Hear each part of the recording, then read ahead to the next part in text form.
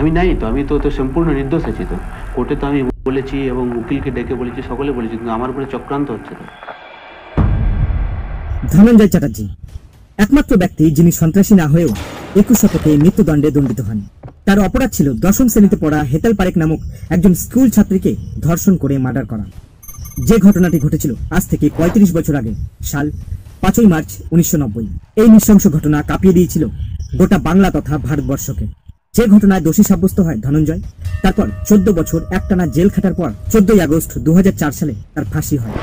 নমস্কার, আমি সুমন। আজকের ভিডিওতে কথা বলবো কিভাবে একজন নিরপরাধ মানুষকে ফাঁসিতে ঝোলানো হয়েছিল।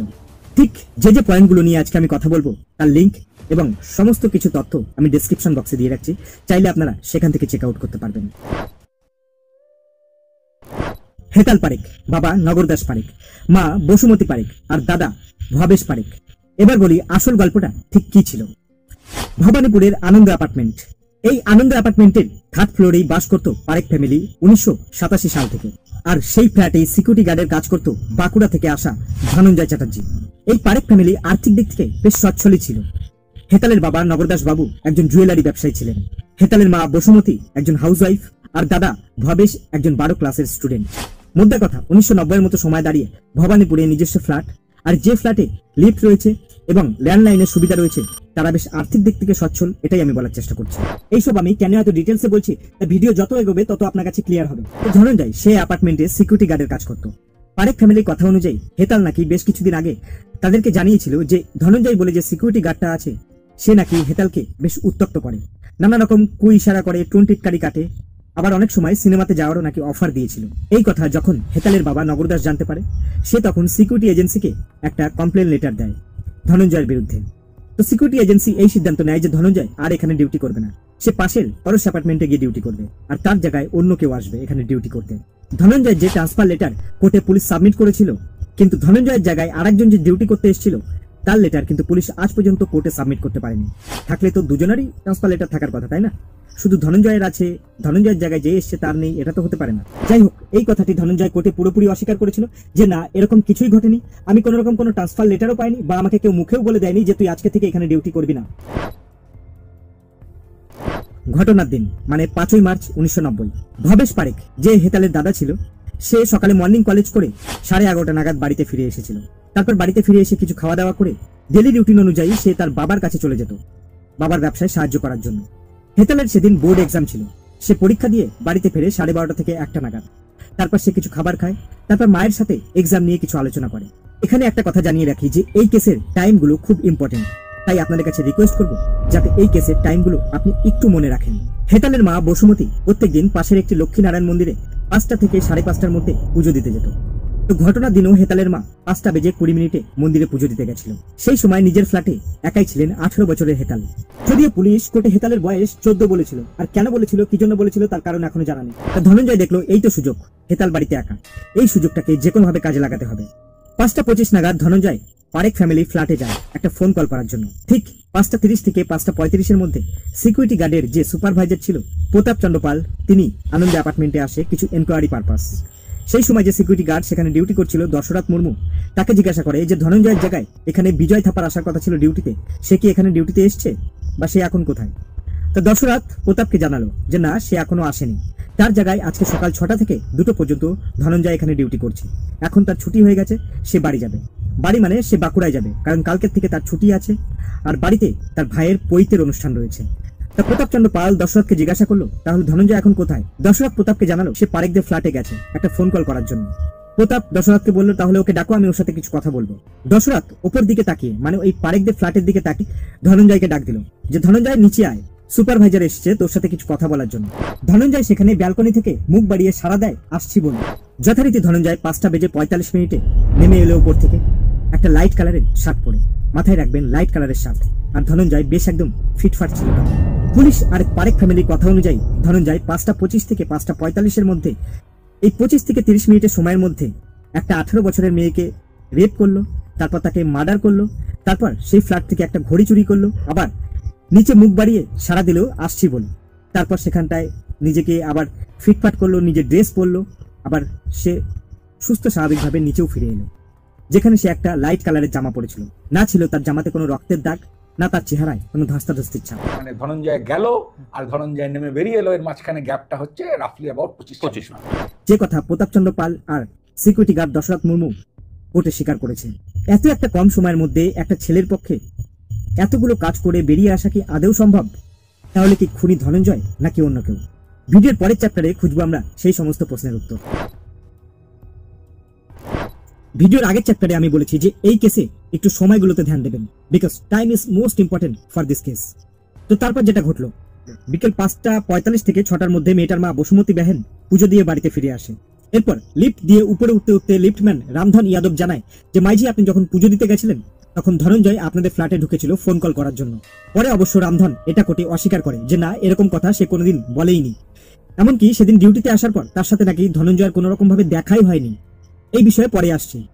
এটা শোনার পর বসুমতী তাড়াতাড়ি লিফট থেকে তাদের ফ্ল্যাটের সামনে যায়, ডোরবেল বাজাতে থাকে এবং 2-3 বার ডোরবেল বাজানোর পর যখন কেউ খুলছে না সেটা দেখে বসুমতী সেখানে চিৎকার চেঁচামেচি শুরু করে দেয়। সেই চিৎকার চেঁচামেচি শুনে লিফটম্যান, পাশে ফ্ল্যাটের লোকজন আর যারা চাকর বাকর ছিল সবাই সেখানে ছুটে আসে। আরো একটা কথা এখানে জানিয়ে রাখি যে তাদের ফ্ল্যাটের দরজাটা এরকমই ছিল যেটা আর কি বাইরে থেকে টেনে দিলে লক হয়ে যেত যতক্ষণ না বাইরে থেকে কেউ চাবি দিয়ে খুলছে, কিন্তু ভেতর থেকে চাবি ছাড়াই খুলতে পারবে, এরকম সিস্টেমের দরজাটা ছিল। তো সেদিন কোনো কারণবশত বসুমতী মন্দিরে যাওয়ার সময় সেই চাবিটা ভুলে ফেলে রেখে গেছিল, হতেই পারে কোনো কারণবশত। কিন্তু পরে ফ্ল্যাটে যে ওই চাবি কোথায় ছিল সেই প্রশ্ন আর কেউ তোলেইনি। হঠাৎই বসুমতী ফ্ল্যাটের দরজা ভেঙে ফেলতে বলে। হতেই পারতো যে তার মেয়ে তখন ঘুমিয়ে পড়েছিল, বা তার মেয়ে সেই সময় বাথরুমে গেছিল, বা সে যখন মন্দিরে গেছিল তার মেয়ে বন্ধুদের সাথে কোথাও বাইরেও যেতে পারতো। এমনকি তাদের ফ্ল্যাটে যখন ল্যান্ডলাইন রয়েছে সে অন্য কারো ফ্ল্যাট থেকে সেই ফ্ল্যাটে ফোনও করতে পারতো। কিন্তু সেসব না, যত তাড়াতাড়ি সম্ভব দরজা ভেঙে ফেলো। কিসের এত তাড়া ছিল? বসুমতী কি আগে থেকেই জানতো যে ভেতরে মেয়ের ডেড বডিই পড়ে রয়েছে? লিফটম্যান আর আশেপাশের লোকজনের সাহায্যে ফ্ল্যাটের দরজা ভেঙে ফেলা হলো। ঘরে ঢুকে সবাই শক। হেতাল পারেখ নিজের বেডরুমের সামনে রক্তাক্ত অবস্থায় পড়ে রয়েছে। মেয়েটির ঘাড়ে, গলায় আর মুখের কাছে অনেকগুলো কাটা দাগ দেখা যাচ্ছে। দেখেই মনে হচ্ছে যে কোনো ধারালো অস্ত্র দিয়ে তাকে আঘাত করা হয়েছে। হেতালের বডির আপার পাটে যে টপটি পরা ছিল সেটি প্রপার পজিশনে ছিল না, কিন্তু সেই টপটি পরা ছিল। আর লোয়ার পাটে যে প্যান্টটি ছিল সেটি পাওয়া যায় তার বাবা মার বেডরুমের সামনে রক্তাক্ত অবস্থায়। বসুমতী আর নিজেকে ধরে রাখতে পারলেন না, তিনি কান্নায় ভেঙে পড়লেন মেয়ের পাশে, জড়িয়ে ধরলেন মেয়েকে বুকে। আবার পরেক্ষণেই নিজেকে ধাতস্থ করে তিনি সারা ফ্ল্যাটের মধ্যে ধনঞ্জয়কে খুঁজে বেড়াতে লাগলেন। একটা মা কতটা স্ট্রং হলে মেয়েকে ওই অবস্থায় ফেলে রেখে মেয়ের খুনিকে খুঁজে বেড়াতে পারে? তাহলে কি হেতাল পারেখ কেসে কোনো রকম কোনো কেস স্টাডি না করেই, কোনো রকম কোনো তদন্ত না করেই কে খুন করেছে তার নাম আগে থেকেই ভাবা ছিল, যাতে করে পরে গল্পটা সাজাতে আরো বেশি সুবিধা হয়? ভিডিও চ্যাপ্টার 4-এ খুঁজবো আমরা আরো প্রশ্নের উত্তর। এবার প্রশ্ন হচ্ছে, এত কিছুর মধ্যে ধনঞ্জয় কোথায়? সেই তো গল্পের প্রধান চরিত্র। শোনা যায় ধনঞ্জয়ের গ্রামের বাড়িতে 5ই মার্চের 2-1 দিনের মধ্যে তার ভাইয়ের পৈতের অনুষ্ঠান ছিল। সেই জন্য সে 5 তারিখ মর্নিং ডিউটি করে ফ্ল্যাটে যাদের কাছ থেকে সে বাড়তি আয়ের জন্য একটু ফরমায়েশ খাটতো, সেই সব টাকা পয়সা নিয়ে সে 5ই মার্চ বিকালে বাড়িতে রওনা দেবে, কারণ তার 6 মার্চ থেকে ছুটি ছিল। সে কথা সে আদালতে জানিয়েছে। আবার এটাও জানিয়েছে যে সেদিন সে বিকালবেলা 2টোর শোতে সিনেমা দেখতে গেছিল, কিন্তু তার টিকিট আদালতে সে কখনোই দেখাতে পারেনি। সামান্য একটা সিনেমা হলের টিকিট কে কখন পকেটে রেখে ঘুরে বেড়াবে বলুন তো? সিনেমা দেখার পর কেউ তো ফেলেও দিতে পারে। এবং সিনেমা শেষ করে সে বাজারে টুকটাক জিনিসপত্র কিনে সে রওনা দেয় তার বাড়ির দিকে। আবার ফিরে আসে ঘটনার স্থানে আর ঘটনার সময়। আনন্দ অ্যাপার্টমেন্ট, সন্ধ্যা 6 ঘটিকা। হেতালের মা বসুমতী মেয়েকে কোলে তুলে কাঁদতে কাঁদতে লিফটের কাছে এলেন হেতালকে হসপিটালে নিয়ে যাওয়ার জন্য। সে লিফটে উঠলেন, লিফট গ্রাউন্ড ফ্লোরে আসলো। আবার সে লিফটের মধ্যে কান্নায় ভেঙে বসে পড়লেন, সেটাও প্রায় টানা 1 ঘন্টা। মেয়েকে যে কোনো হসপিটালে নিয়ে যেতে হবে বা ডাক্তারের কাছে বা কোনো পুলিশকে খবর দিতে হবে সেই বিষয়ে নাকি তার কোনো হুঁশই ছিল না। সে নাকি শোকে এতটাই স্তব্ধ হয়ে পড়েছিল। কিন্তু হেতালকে নিয়ে বসুমতী যে লিফটের মধ্যে 1 ঘন্টা সময় বসেছিলেন তার মধ্যে ঠিক কি কি ঘটনা ঘটেছিল? প্রতিবেশীরা অনেকে বলে যে এই সময় তিনি লিফটের মধ্যে বসে এদিক ওদিক অনেকবার চাওয়াচাই করছিল। তিনি কি কারোর আসার অপেক্ষা করছিল, বা কোনো গাড়ির আসার অপেক্ষা করছিল? কি সাদা মারুতি ভ্যান? এই বিষয় নিয়ে এখনই কিছু বলছি না, আর একটু পরে এটা বলছি। তো ওই 1 ঘন্টার মধ্যে প্রতিবেশী একজন ডাক্তার আসলো, সে হেতালকে চেক করলো এবং সে জানালো যে হেতাল আর নেই, হেতাল মারা গেছে। সন্ধ্যে 7টা নাগাদ হেতালের দাদা ভবেশ ফিরে আসলো। তারপর আবার আর একজন ডাক্তার আসলো, যিনিও হেতালকে চেক আপ করে একই কথা বললো যে হেতাল আর নেই। এই করে প্রায় টানা 1 ঘন্টা সময় কাটলো। তারপর আবার নিজেরাই ধরাধরি করে হেতালকে 3তলা ফ্ল্যাটে নিয়ে গেল। সেখানে কোনো একটা বেডের উপর তাকে শুয়ে দেওয়া হলো আর একটা চাদর দিয়ে ঢেকে দেওয়া হলো। না কোনো হসপিটালে অ্যাডমিট, না কোনো পুলিশকে খবর। 8টা 30 থেকে 9টার মধ্যে হেতালের বাবা নগরদাস বাবু ফিরলেন বাড়ি। একটা কথা এখানে চিন্তা করুন, যে বাবা মেয়ের জন্য কিছুদিন আগে এতটা চিন্তাই ছিল যে কে হেতালকে অপমান করছে, কে হেতালকে টোন্টির কারি কাটছে, সে একটা কমপ্লেন লেটার লিখে ধনঞ্জয়ের বিরুদ্ধে সিকিউরিটি এজেন্সিতে জমা দিল। আর সেই বাবাই মেয়ের মৃত্যুর খবর পেয়ে 2.5 থেকে 3 ঘন্টা পর বাড়ি ফিরল। হতেই পারে 1990 সালে কলকাতার রাস্তায় ভীষণ পরিমাণ জ্যাম ছিল, তাই হয়তো নগরদাস বাবুর আসতে এতটা লেট হয়ে গেল। তো তিনি ফিরে আসলেন, এত লোকের মাঝখানে সারা ঘর তিনি সার্চ করলেন। তিনি পেলেন একটা ছেঁড়া সিটি গোল্ডের চেন আর একটা ক্রিম কালারের জামার বোতাম, যেটা এতক্ষণেও কেউ পায়নি। সেটা নগরদাস বাবু এসেই পেয়ে গেলেন। 9:15 নাগাদ ভবানীপুর থানায় খবর দেওয়া হয় ফোন করে। পুলিশ আসতে আসতে প্রায় 10টা বাজে।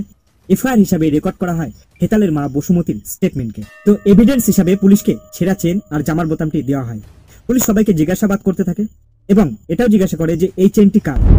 তখন সেখানে একটা চাকর জানায় যে এই চেনটি আমার, কিন্তু মাসখানেক আগে আমি এটা ধনঞ্জয়কে পড়তে দিয়েছিলাম। আর পুলিশও সেটা বিশ্বাস করে নিল। কিন্তু ঘটনাস্থলে কোনো ধারালো অস্ত্র বা কোনো প্রকার কোনো অস্ত্রই পাওয়া যায়নি। এটা কেন বললাম, কারণ মেয়েটার মুখের আশেপাশে অনেকগুলো কাটার দাগ পাওয়া গেছে। ভিডিওর পরের চ্যাপ্টারে শুনবো আমরা ধনঞ্জয়ের কথা। ধনঞ্জয় চ্যাটার্জি, যিনি ছিলেন একজন ব্রাহ্মণ পরিবারের সন্তান। তার গ্রামের বাড়ি ছিল পশ্চিমবঙ্গের বাঁকুড়া জেলায় ছাতনা থানার অন্তর্গত কুলডিহি গ্রামে। তার পরিবার বলতেছিল যে ঘটনাটি ঘটার 8 মাস আগে তার একটি গ্রামের মেয়ের সাথে বিয়ে হয়। সেই মেয়েটির নাম পূর্ণিমা। পূর্ণিমা একজন অঙ্গনারী কর্মী ছিল। এছাড়াও বৃদ্ধ বাবা মা, দাদা বৌদি আর ছোট ভাই। বিয়ের পরপরই সে সিকিউরিটি গার্ডের কাজ নিয়ে কলকাতায় চলে আসে এই আনন্দ অ্যাপার্টমেন্টে। সিকিউরিটি গার্ডের পাশাপাশি বিল্ডিং এ আর যে সমস্ত পরিবারগুলো থাকতো তাদের কিছু ফরমাইশ খাটতো, যেমনটা হয় আর কি। এই যেমন কিছু এনে দেওয়া বা ফোনের বিল দিয়ে দেওয়া, ইলেকট্রিক বিল দিয়ে দেওয়া, কিংবা লাইট ঠিক করে দেওয়া, কল ঠিক করে দেওয়া। এই এক্সট্রা ইনকামের জন্য সে এই কাজগুলোও করতো। এমনও শোনা যায় যে ঘটনার দিন সে ওপরে গেছিল এই সমস্ত টাকাগুলো কালেক্ট করার জন্য। তারপর সে দুটোই অ্যাপার্টমেন্ট ছেড়ে বেরিয়ে যায়। একটা মত থেকে এটা শোনা যায় যে ঘটনার দিন সন্ধ্যার সময় সে যখন টুকিটাকি বাজার সেরে ফিরছিল, সেই সময় রাস্তাতে তার চেনাশোনা 2-1 বন্ধুর সাথে দেখা হয়ে যায়। আর তারা সেই রাস্তাতেই ধনঞ্জয়কে জানায় যে আনন্দ অ্যাপার্টমেন্টে ঠিক কি ঘটেছে। সেটা শুনে ধনঞ্জয় অ্যাপার্টমেন্টে ফিরে আসতে চায় এবং কি ঘটেছে তার কাজের জায়গায় সেটা দেখতে। কিন্তু সঙ্গে সঙ্গে 2 বন্ধু বাধা দিয়ে বলে যে না, তোর ওখানে যাওয়ার দরকার নেই, সবাই তোকেই সন্দেহ করছে, তুই পালা এখান থেকে। ধনঞ্জয় বারবার বলতে থাকে যে আমি তো কিছু করিনি, তাহলে আমি পালাবো কেন? কিন্তু তারা এক প্রকার ধনঞ্জয়কে জোর করে একটা সাদা মারুতি ভ্যানে তুলে দেয়। তারপর দুর্গাপুরের কাছে একটি হাই রোডে ছেড়ে দেয় আর বলে এখান থেকে যে কোনো একটা গাড়ি ধরে বাড়ি চলে যেতে। মনে আছে ভিডিওর আগের চ্যাপ্টারে আমি একটা গাড়ির কথা উল্লেখ করেছিলাম, যে হেতালের মা লিফটের মধ্যে বসে কাউকে খুঁজছিল বা কোনো একটা গাড়ির অপেক্ষা করছিল। এই সাদা মারুতি ভ্যানটা সেইটাই না তো? যে মারুতি ভ্যানটা আনা হয়েছিল কিছু একটা পাচার করার জন্য। সেটা যখন সেই কাজে লাগলো না, তখন ধনঞ্জয়কেই ওই গাড়িতে করে অন্য কোথাও সরিয়ে দেওয়া হলো, যাতে করে সাপও মরল, লাঠিও শক্ত থাকলো। এবার যদি আসি ধনঞ্জয় সেই হৃদয়বান বন্ধুদের কথা। কারা সেই বন্ধু যাদের আর পরবর্তীতে কোনো খোঁজই পাওয়া গেল না? হঠাৎই তারা বন্ধুর উপকার করার জন্য 3 তাড়াতাড়ি একটা মারুতি ভ্যানও জোগাড় করে ফেলেছিল। অধ্যাপক, গবেষক ও লেখক প্রবল চৌধুরীর কথায়, যিনি ধনঞ্জয়ের ফাঁসি নিয়ে একটা বইও লিখেছেন, তিনি একটি ইউটিউব চ্যানেলের পডকাস্টে এসে তার একটা অনুমান ব্যক্ত করেছেন যে ওই সাদা মারুতি ভ্যানটা এসেছিল আনন্দ অ্যাপার্টমেন্টের সামনে, যাতে করে হেতালের মৃতদেহটাকে হসপিটালে নিয়ে যাওয়ার নাম করে পাচার করে দেওয়া যায়। কিন্তু যখন ফ্ল্যাটের নিচে হেতালের মা হেতালকে নিয়ে নামলো, তখন দেখে ফ্ল্যাটের সামনে ভর্তি লোক। তাই সেটা আর করা যায়নি বলে তাই লোক দিয়ে যে কোনো ভাবে ওই গাড়িটাতে করে ধনঞ্জয়কে ওখান থেকে সরিয়ে দেওয়া হয়, পরে যাতে সবকিছু সাজাতে সুবিধা। এই গাড়িটার কথা কিন্তু আমরা পরিবারের লোকের সঙ্গে কথা বলে আমরা জেনেছি, এটা কিন্তু কোনো অথেন্টিক কোর্ট ডকুমেন্ট থেকে আমাদের পাওয়া নয়। আমাদের সন্দেহ হচ্ছে গাড়ি একটা ওখানে ছিল, যে গাড়িটা করে সম্ভবত পরিকল্পনা ছিল ভিক্টিমের বডিটাকে কোথাও পাচার করে দেওয়া হবে। এই জন্যই মা পাজাগলা করে ভিক্টিমের বডিটা নিয়ে নেমেছিল। কিন্তু তারপরে যখন গাড়িটা সেই কাজে ব্যবহার না হয়, তখন একটা অন্য কাজে সেটাকে ব্যবহার করা হচ্ছিল, ওকে ওখান থেকে সরিয়ে দেওয়ার জন্য, যাতে পরে একটা খুনি খুঁজে পাওয়া যায়। তো কিছু 2-1টি পরিচারকের মুখে হচ্ছে এরকম একটা কোনো ইনস্ট্রাকশন দেওয়া হয়েছিল পরিবারের দিক থেকে যে ও তো যাবে, ওকে সরিয়ে দেয় এখান থেকে। আবার একটা মত থেকে এটা শোনা যায় যে ধনঞ্জয় নাকি কলকাতা থেকে একাই বাড়ি ফিরছিল। কিন্তু গ্রামে ঢোকার কিছুক্ষণ আগে সে বাসের মধ্যে জানতে পারে কলকাতায় আনন্দ অ্যাপার্টমেন্টে হেতাল পারেক নামে একজন স্কুল ছাত্রীকে কেউ রেপ করে মার্ডার করে দিয়েছে। আর যে ঘটনায় সবাই ধনঞ্জয়কে সন্দেহ করছে। নিউজ চ্যানেল, খবরের কাগজে সব জায়গায় হেডলাইন ধনঞ্জয়। আর চেনাশোনা যারা ছিল তারা সবাই বলছে তুই অনেক বাজেভাবে ফেসে গেছিস ধনঞ্জয়, পুলিশ তোকে খুঁজছে, তুই কয়েকদিনের জন্য গা ঢাকা দে, পরিস্থিতি ঠিকঠাক হোক, তারপর আবার ফিরে আসিস। এবার ভাবুন, এরকম একটা ঘটনা শুনে একটা গ্রামের ছেলের মনের অবস্থা ঠিক কি রকম হবে? সে কি ভেবাচাকা খাবে? সে কি ঘাবড়ে যাবে? নাকি সে নর্মাল থাকবে? এইরকম অবস্থায় ধনঞ্জয় দোটানায় পড়ে একটা বন্ধুর বাড়িতে চলে যায়। সেখানে কিছুদিন থেকে তারপর পুলিশ যখন চারিদিকে ধনঞ্জয়ের খোঁজ করছে, সেটা সে জানতে পেরে 2 মাসের জন্য সে উড়িষ্যায় কাজে চলে যায়। সেভাবে সবকিছু ঠিকঠাক হয়ে গেলে বা সবকিছু মিটে গেলে সে আবার ফিরে আসবে। এর মধ্যে তার খোঁজে লোকাল পুলিশ অনেকবার তার বাড়িতে গেছে, কিন্তু ধনঞ্জয়কে কোনোভাবেই পায়নি। 2 মাস পরে যখন সে বাড়িতে ফেরে, গোপন সূত্রে পুলিশ খবর পেয়ে তার বাড়িতে রেড করে এবং 12 মে 1990 সালে রাত্রিবেলায় ধনঞ্জয়ের বাড়ি থেকে গ্রেপ্তার করে পুলিশ। শুধুমাত্র সার্কামস্ট্যান্সিয়াল এভিডেন্সের উপরে ভিত্তি করে এত বড় শাস্তি স্যার? মিথ্যা কথা বলছে। ধনঞ্জয়কে ঠিক কোথা থেকে পাওয়া যায় তাই নিয়েও বেশ ডিফারেন্ট মত রয়েছে পুলিশের মধ্যে। কেউ বলে ধনঞ্জয় ঘরে তার স্ত্রীর সাথে ঘুমিয়েছিল, সেখান থেকে গ্রেপ্তার করা হয়। কেউ বলে যে মাটির যে দোতলা ঘরগুলো হয় না, সেই ঘর থেকে তাকে গ্রেপ্তার করা হয়েছে। আবার কেউ বলে যে ধনঞ্জয় খড়ের গাদার মধ্যে লুকিয়েছিল, সেখান থেকে তাকে গ্রেপ্তার করা হয়। গ্রেপ্তার করার সময় ধনঞ্জয়ের ঘর থেকে উদ্ধার হয় একটা রিকো ঘড়ি আর একটা আয়রন করা শার্ট। আদালতে বলা হয় যে এই শার্টটি পরেই নাকি ধনঞ্জয় এই ঘটনাটি ঘটিয়েছে। যদিও ধনঞ্জয়ের সাথে কোনো প্রকার কোনো রক্তের দাগ পুলিশ পায়নি বা কোর্টেও সেটা দেখাতে পারেনি। তাহলে একবার ভাবুন, একজন রেপিস্ট, একজন মার্ডারার, একজন চোর কতটা বোকা হতে পারে যে তার ঘরে রিকো ঘড়িটা আর শার্টটা যত্ন করে রেখে দেবে।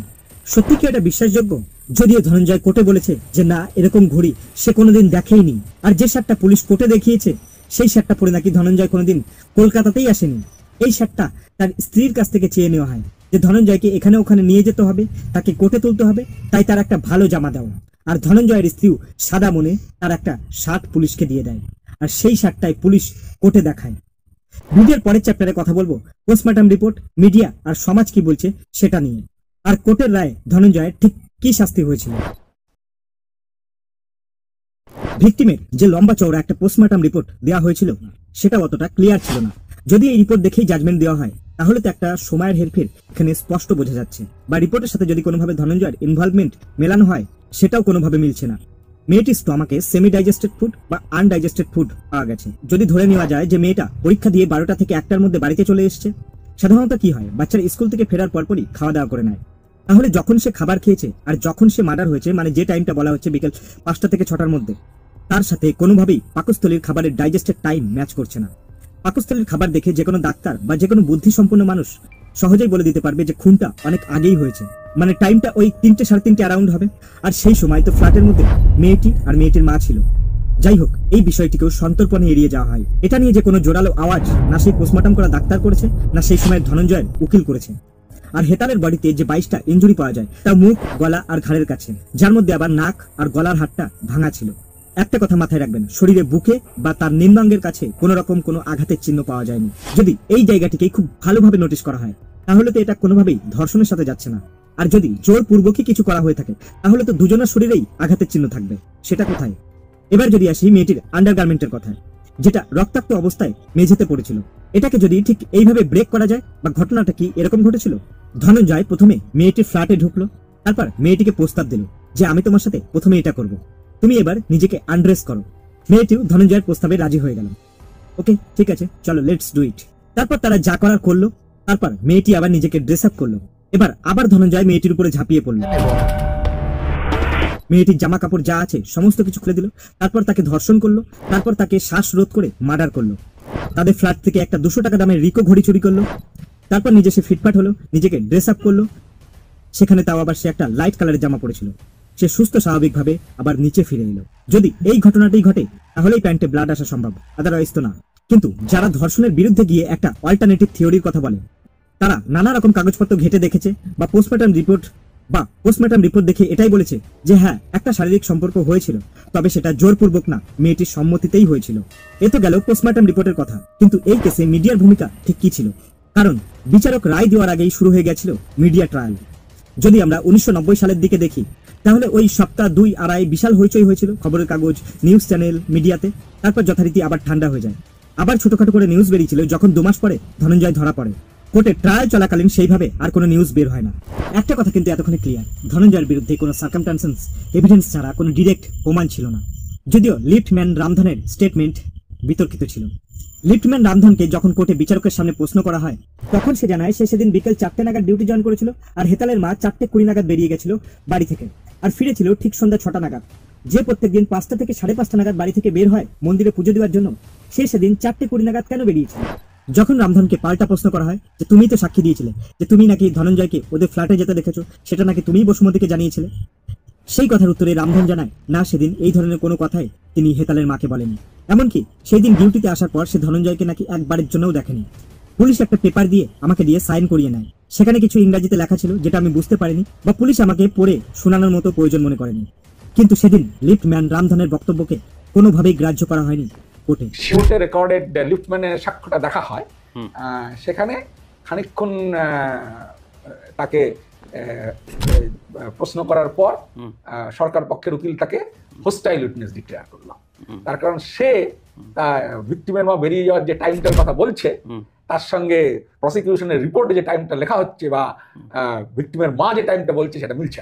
একটা কথা এখানে ক্লিয়ার যে আসামি আগেই ঠিক হয়ে গেছিল, এবার তার বিরুদ্ধে যে প্রমাণগুলো যায় সেগুলো এস্টাবলিশ করা।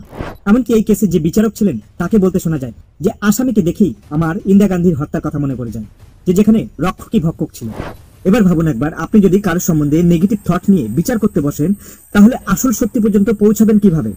আপনাকে শুধু একটা না, সবগুলো সম্ভাব্য থিওরি এক্সপ্লোর করতে হবে। তার মধ্যে যেটাতে সবচাইতে বেশি কংক্রিট এভিডেন্স থাকবে আপনাকে সেই মতো এগোতে হবে। আপনি বিচারকের আসনে বসে কিভাবে প্রমাণ হওয়ার আগেই কাউকে দোষী বলে দিতে পারেন। ধনঞ্জয় কেসে যিনি বিচারপতি ছিলেন তার নামটা আমি এখানে উল্লেখ করছি না, আপনারা চাইলে গুগল করে দেখে নিতে পারেন, ইজিলি অ্যাভেলেবেল আছে। তিনি আরো বলছিলেন সমাজে যেভাবে ক্রাইমের হার বেড়ে গেছে, যদিও আমি সেই সময়ের ক্রাইম রিপোর্টগুলো একটু দেখার চেষ্টা করছিলাম কিন্তু সেরকম কিছুই পাইনি। তিনি তার রায়ে একটি মারাত্মক কথা লেখেন, court respond to the societies Cry. তিনি যদি বিচারকের আসনে বসে সোসাইটির ক্রাই শোনেন তাহলে আর বিচার ব্যবস্থার স্বচ্ছতা কি রইল? আর সোসাইটির ক্রাইটা ওনাকে কে শোনাচ্ছিল? এক হতে পারে মিডিয়া। আর যদি কোনো বিচারক মিডিয়ার কথা শুনে ধনঞ্জয়ের ফাঁসি লেখে তাহলে আর কি বলা থাকতে পারে? The judges were biased in this case, no question about that. আর সেই সময় দাঁড়িয়ে যিনি ধনঞ্জয়ের উকিল ছিলেন তিনিও সেইভাবে কোনো জোরালো কাউন্টার করতে পারেননি কোর্টে। শোনা যায় ধনঞ্জয়ের ফ্যামিলি ঠিকমতো ফিস দিতে পারছিলেন না বলে সেই উকিল অনেকটা গা ছাড়া মনোভাব দেখিয়েছিল। যাই হোক, 1994 সালে কোর্টের রায়ে ধনঞ্জয়ের ফাঁসির আদেশ শোনানো হয়। তাহলে এবার প্রশ্ন, ধনঞ্জয়ের ফাঁসিটা এত দেরিতে কেন হলো? ধনঞ্জয় সেই সময় অনেক জায়গায় অ্যাপ্লিকেশন করেছিল যে আমি সম্পূর্ণ নির্দোষ, আমার ব্যাপারটা আরো ভালো করে খতিয়ে দেখা হোক, আমি টাকার অভাবে ভালো কোনো উকিল দিতে পারছি না। প্রায় 2-3 বার রাষ্ট্রপতির কাছে, রাজ্যপালের কাছে, সুপ্রিম কোর্টের কাছে সে একটা পিটিশন জমা করে, কিন্তু তার আবেদন কখনোই মঞ্জুর হয় না, অর্থাৎ ধনঞ্জয়ই দোষী। এইরকমই একটা মার্সি পিটিশন ধনঞ্জয় করেছিল, যেটা কোনো একটা বিউরোক্রেটিক কারণে সেটা ধামাচাপা পড়ে যায়। সেটাও যখন আর উঠছিল না, তাই ওর ফাঁসির আদেশটাও কিছু সময়ের জন্য স্থগিত হয়ে যায়। ভারতবর্ষের বিভিন্ন জেলে খুঁজলে এরকম অনেক আসামি পাওয়া যাবে যারা ডেথ ওয়েতে রয়েছে বছরের পর বছর। ভিডিওর এই চ্যাপ্টারে শুনবো আমরা 14 আগস্ট 2004 এর কথা। তার আগে ঠিক কি কি ফাঁক ফোকর থেকে গেল, ঠিক কি কি প্রশ্ন রেখে গেল ধনঞ্জয় আমাদের জন্য, আর সেই সব অল্টারনেটিভ থিওরিগুলো যেগুলো ভাবা হয়নি কিন্তু ভাবা যেত। প্রশ্ন নাম্বার 1, হেতালের মৃত্যুর সময় বয়স ছিল 18, কেন তার বয়স লুকিয়ে 14 বলা হলো? ব্যাপারটা থেকে আরো বেশি ইমোশন আনার জন্য। প্রশ্ন নাম্বার 2, হেতালের বাবা যে কমপ্লেন লেটার সিকিউরিটি এজেন্সিতে দিয়েছিল, যেটা কোর্টেও জমা পড়েছিল, তাতে স্পষ্ট লেখা ছিল যে ধনঞ্জয় আমার মেয়েকে উত্ত্যক্ত করত। কিন্তু উনি এত লেখাপড়া জানা বুদ্ধিসম্পন্ন ব্যবসায়ী মানুষ হয়ে এই ভুলটা করলেন কিভাবে? চিঠির শব্দে পাস্ট টেন্স কেন ব্যবহার করলেন? চিঠি তো প্রেজেন্ট টেন্সে লেখা থাকবে। চিঠির লেখা তো এরকম হওয়া উচিত যে ধনঞ্জয় আমার মেয়েকে উত্ত্যক্ত করে, আমি তার বিরুদ্ধে অভিযোগ জানাতে চাই, কিন্তু তা না লিখে তিনি লিখলেন ধনঞ্জয় আমার মেয়েকে উত্ত্যক্ত করত। হতেই পারে শব্দের হেরফের, নাকি চিঠিটা পরে বানিয়ে আদালতে পেশ করা হয়েছিল, যার জন্য পারেক বাবু পাস্ট আর প্রেজেন্ট গুলিয়ে ফেলেছিলেন। প্রশ্ন নাম্বার 3, পোস্টমর্টম রিপোর্টে ফার্স্ট ইয়ার অফ হাইম্যানের কথা উল্লেখ রয়েছে।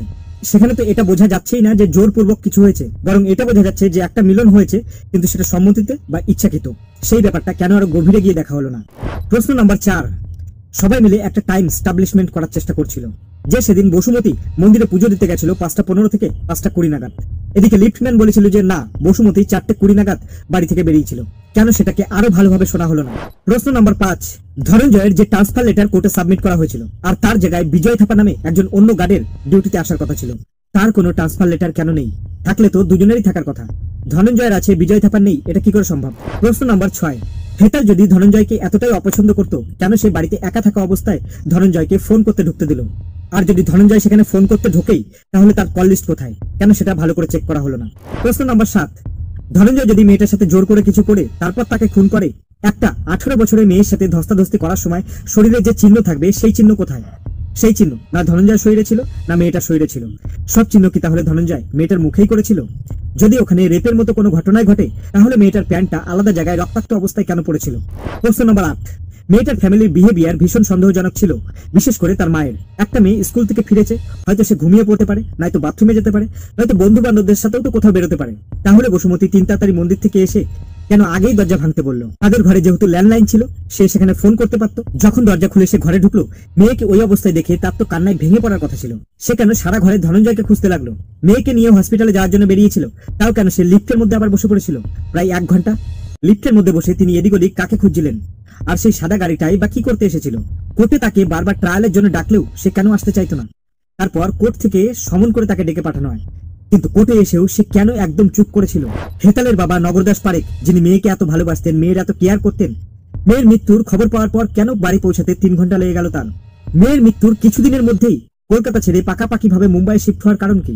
যেখানে নগরদাস বাবুর এত বড় জুয়েলারি ব্যবসা ছিল কলকাতায়, হেতালের দাদা ভবেশের 12 ক্লাসের বোর্ড এক্সাম ছিল, এত সবকিছু কি সহজে ছেড়ে দেওয়া যায়? প্রশ্ন নম্বর 9, যদি অ্যাপার্টমেন্টটাকে ভালোভাবে দেখা হয় তাহলে সেখানে সমস্ত জানলাগুলো লোহার গ্রিল দিয়ে সিল করা ছিল, তাহলে কি করে ধনঞ্জয় সেখানে মুখ বের করে অন্য সিকিউরিটি গার্ডের সাথে কথা বলবে?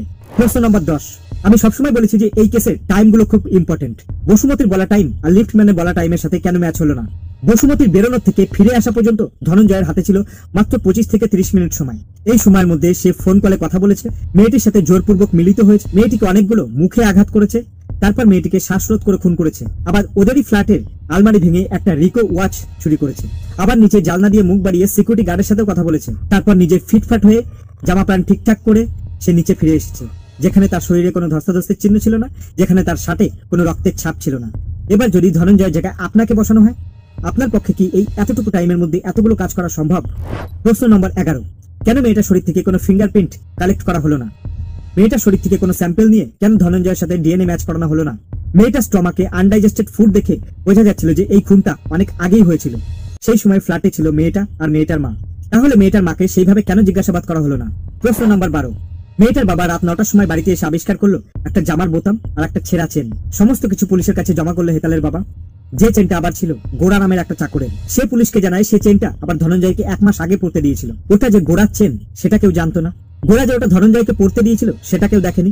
ধনঞ্জয় যে ওই চেনটা গলায় 1 মাস পড়েছিল সেটাও কেউ দেখেনি। এতগুলো নার মধ্যে শুধু একটা হ্যাঁ ছিল, যে গোড়া ওটা ধনঞ্জয়কে পড়তে দিয়েছিল। ওই বিল্ডিং এ তো এত ঠাকুর চাকর ছিল, সব ছেড়ে সন্দেহের তীর কেন ধনঞ্জয়ের দিকেই? অন্য কেউ যে এটা করতে পারে সেটা কেন ভাবা হলো না? যে রিকো ঘড়িটা ধনঞ্জয় ওখান থেকে চুরি করেছিল তার সিরিয়াল নাম্বার কেন মিলিয়ে দেখা হলো না? সেই সিরিয়াল নাম্বার কোথায়? যে জামাটা পরে ধনঞ্জয় ওই অপরাধটা করেছিল তার ফরেন্সিক টেস্ট কেন হয়নি? প্রশ্ন নম্বর 13, পুলিশকে এবার খবর দিতে এতটাই বা দেরি কেন হলো? এত বড় একটা সিরিয়াস কেসে কেন হেতালের মায়ের স্টেটমেন্টকেই এফআইআর হিসেবে নেওয়া হলো? প্রশ্ন অনেক, কিন্তু উত্তর একটাও নেই। এবার শুনবো আমরা একটা অল্টারনেটিভ থিওরির কথা। সেই সময়কার খবরের কাগজ থেকে একটা নাম পাওয়া যায়, বাগচি আন্টি। সম্ভবত ভদ্রমহিলার নাম কাজল বাগচি, যার নাম পুলিশের ইনভেস্টিগেশনে কোথাও আসেনি। বাগচি আন্টির ফ্ল্যাট ছিল মেয়েটারি ফ্ল্যাটের খুব কাছে। এই বাগচি আন্টির ওপরের ফ্ল্যাটে একজন স্যারের কাছে হেতাল প্রাইভেট পড়তে যেত, আর এই আসা যাওয়ার পথেই ওই বাগচি আন্টির সাথে হেতালের পরিচয় হয়েছিল, আর সেখান থেকেই হেতাল আর বাগচি আন্টির মধ্যে একটা বন্ধুত্বপূর্ণ সম্পর্ক তৈরি হয়েছিল।